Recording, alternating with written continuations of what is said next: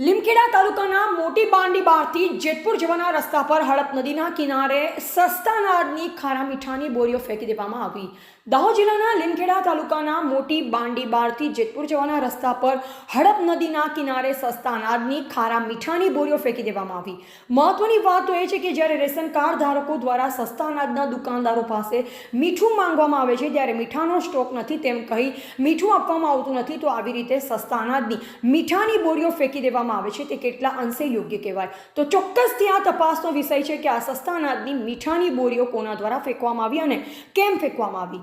લીમખેડા મામલતદાર અને પુરવઠા અધિકારી જોડે ટેલિફોનિક કરતા ફોન રિસીવ કર્યો ન હતો।